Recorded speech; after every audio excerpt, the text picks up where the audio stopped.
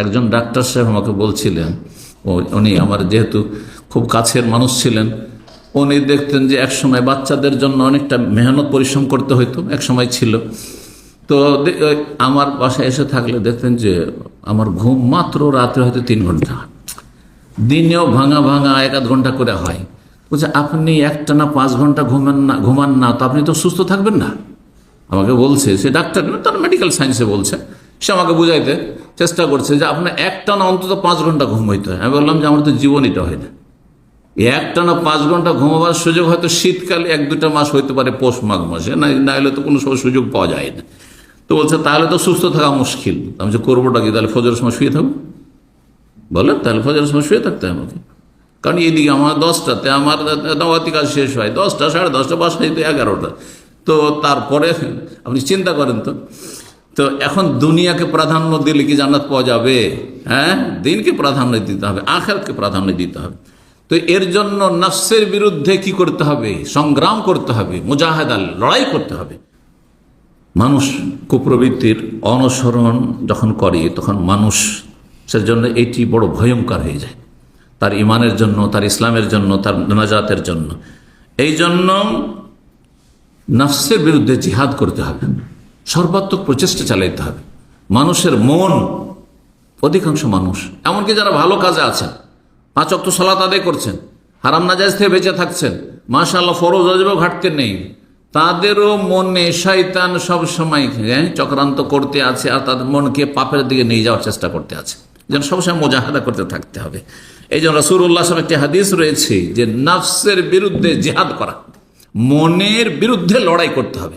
মন চাইছে, দেখেন আপনারা যারা ফজরের নামাজও পড়ছেন তারাও দেখবেন যে শীতের সময় কম্বলটা ফেলে দিয়ে উঠে ফজরে যাওয়া কষ্ট লাগে, সবাইকে কষ্ট লাগে, ঠিক না?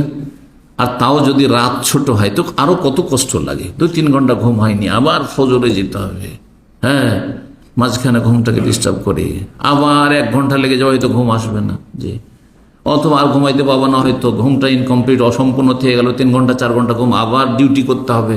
শয়তান বলছে এর তো ডিউটি আছে, মাত্র 3 ঘন্টা 4 ঘন্টা ঘুমে, তুই এখন নামাজ পড়বি, যা একটানা 5 ঘন্টা ঘুমিয়ে নে। আল্লাহর আযাব থেকে রেহাই মুক্তির উপায় সালাসুন মুহলিকাত, আর 3টি ধ্বংসাত্মক বিষয় রয়েছে। 3টি পাপ মানুষকে ধ্বংস করবে, নবী সাল্লাল্লাহু আলাইহি ওয়াসাল্লাম বলছেন। 1 নম্বর বলছেন হাওয়ান মুত্তাবা, যদি কুপ্রবৃত্তির অনুসরণ করেন, মনের পূজা করেন, নফসের গোলামি করেন, ধ্বংস হয়ে যেতে হবে, জাহান্নামে যেতে হবে। অসখন মোতা, আর প্রচন্ড কৃপণতা, এমন কৃপণতা যে একটা পয়সা বের করতে পারছেন না, এত কষ্ট লাগছে আল্লাহর জন্য, আল্লাহর দিনের জন্য, হ্যাঁ, ইসলামের খেদমতের জন্য আর গরিব দুঃখের খেদমতের জন্য। ওয়া এজাবুল মারই বিনাফসিহি, আর 3য় ধ্বংসাত্মক বিষয় হচ্ছে মানুষের আত্মগর্ব করা, অহংকার। হ্যাঁ, নিজেকে এত বেশি সিনিয়র মনে হচ্ছে যে অন্যরা যেন আমার কাছে একেবারে হেউ, কিছুই না। এই অহংকার মানুষকে ধ্বংস করে দেয়। সহিহুল জামে সগীরের 3039 নম্বর হাদিস, আর তাবরানি, ইমাম তাবরানি রাহিমাহুল্লাহ হাদিসটি বর্ণনা করেছেন, তার আওসাতে হাদিসটি হাসান। নবী সাল্লাল্লাহু আলাইহি ওয়াসাল্লাম একটি হাদিস রয়েছে মর্মে আফজালুল জিহাদে, আরেকটি হাদিস আপনাদের জানা আছে, সবচাইতে উত্তম জিহাদ কি? কালেমাত হাক্কি নিন্দা সুলতানিন জায়র, ওটি প্রসিদ্ধ। হক কথা যদি বলতে পারেন কোথায়? জালেম শাসকের বিরুদ্ধে না সামনে? এই যারা পথভ্রষ্ট আমাদের দেশের, ইসলামকে নিপুঁজি করে রাজনীতি করে, গুমরাহির রাজনীতি, তারা বলে হ্যাঁ জালেম শাসকের বিরুদ্ধে যদি বলতে পারেন, বিরুদ্ধে হাদিস আসেনি, কিন্তু কাছে গিয়ে সামনে গিয়ে বলতে হবে, যাতে করে হ্যাঁ সে অপদস্থ না হয়, সে লাঞ্ছিত না হয়। যখন লাঞ্ছিত হবে আর তার কাছে প্রশাসন আছে, আপনাকে ছাড়বে? আপনার মতো ভালো মানুষগুলোকে দেশের ছাড়বে? সবগুলোকে জেলে ঢুকাইবে, ফাঁসিতে চড়াবে, হবে না, মৃত্যুদণ্ড দেবে। তো এটা তো উদ্দেশ্য নয়, ফিতনা ফাসাদ সৃষ্টি করা ইসলামের উদ্দেশ্য নয়।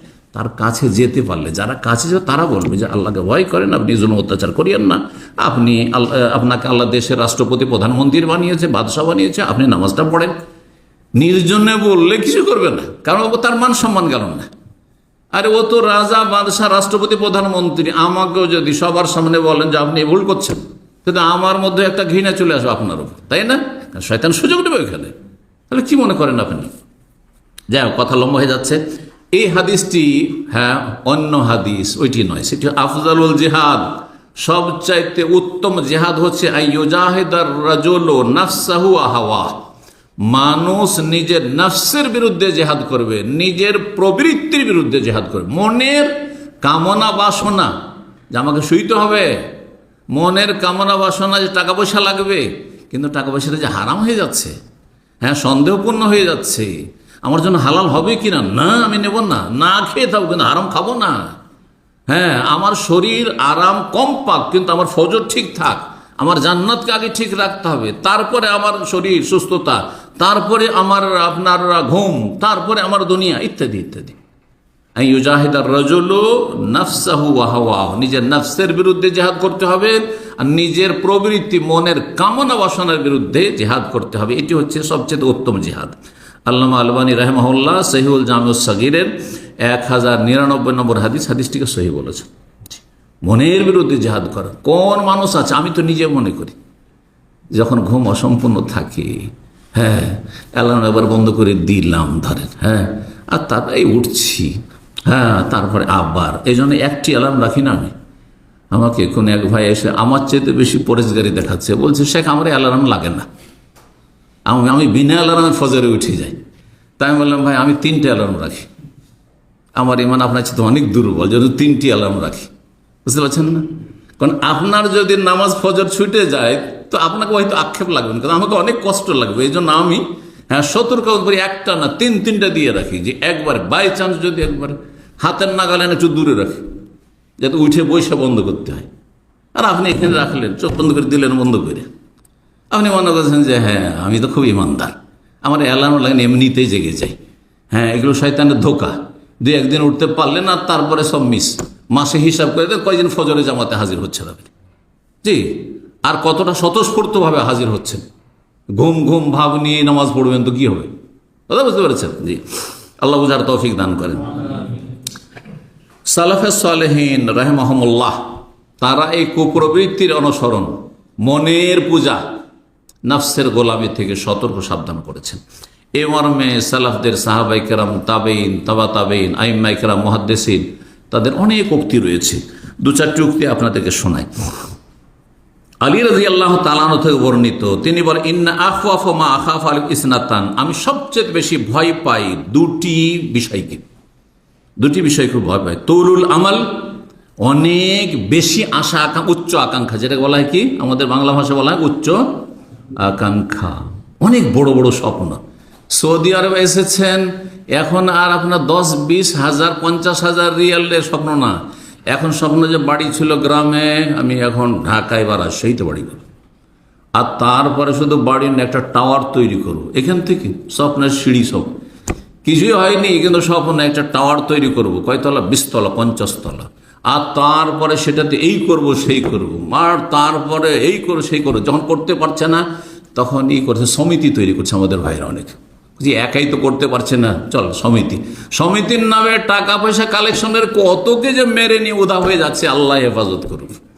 আমি এমনও লোকদেরকে জানি যারা সমিতি করে টাকা অন্যের নিয়ে নিজের নামে করে নিয়ে এখন কিস্তিতে টাকা পরিশোধ করছে, কারণ একটু ধার্মিক। হ্যাঁ, আমি বলছি না যে বেমানি পুরো করে নেবে, কিন্তু এখন কিস্তিতে, ঠিক আছে, আস্তে আস্তে দিচ্ছে, একে এবছরে দিল, এ মাসে দিল, আর কাউকে এই দিল, আর এই আস্তে ধীরে দিচ্ছে, কিন্তু ও নিজের টাওয়ার তৈরি করে নিয়েছে সমিতির টাকা দিয়ে। এখন অনেকে কিন্তু সমিতি করছেন, কার কাছে টাকা আমানত আছে এটা দেখিন ভালো করে, কে আপনার এই প্রজেক্টের দায়িত্ব নিয়ে মুখ্য দায়িত্ব পালন করছে, কার কাছে ক্যাশগুলি আছে আমানত, এইটাও চিন্তা করিও। কথা বোঝা গেছে না? জি। তো সালাফে সালেহিনদের মধ্যে আলী রাদিয়াল্লাহু তাআলা আনহু, প্রখ্যাত সাহাবী, খলিফার আসে, তিনি বলছেন, আমি 2টো জিনিস খুব ভয় পাই। একটি হচ্ছে উচ্চ আকাঙ্ক্ষা, এই করব সেই করব, হ্যাঁ, আর বড় বড় কোম্পানির মালিক হব। এখন সৌদি আরব আসার পরে কিছু টাকা পয়সা হয়েছে, আপনি একজন হাউস ড্রাইভার অথবা একজন আমেল, কিন্তু স্বপ্ন দেখছেন ইনভেস্টর হব। কথা বলছে, স্বপ্ন দেখে দেশে একটা আমি কোম্পানির মালিক হব, উচ্চ আকাঙ্ক্ষা একেবারে। তরুল আমাল, বিপজ্জনক ওয়াত্তিবাউল হাওয়া, এবং কুপ্রবৃত্তির অনুসরণ, মনের পূজা। ফাম্মা তুলুল আমাল, মানুষ যখন উচ্চ অভিলাষী হয়ে যায়, বড় বড় যখন আশা আকাঙ্ক্ষা হয়, তখন ফায়ুনসিল আখেরা, পরকালকে ভুলে যায়, দুনিয়া দুনিয়া দুনিয়া, কি করে বড় লোক হব, কি করে বড় লোক হব। অম্মা ইত্তেবাউল হাওয়ার, যখন কুপ্রবৃত্তির অনুসরণ শুরু করে, মনের পূজা শুরু করে, ফায়াসুদ্দ আনিল হাক্কি, তখন হক গ্রহণে বাধাগ্রস্ত হয়, তখন আর হক ভালো কথা ভালো লাগে না, ভালো কথা ভালো লাগে না। জি, ইমাম আহমদ রাহিমাহুল্লাহ তার কিতাব উজ-জুহুদ নামক কিতাবে এই রিওয়ায়াতটি উল্লেখ করেছেন।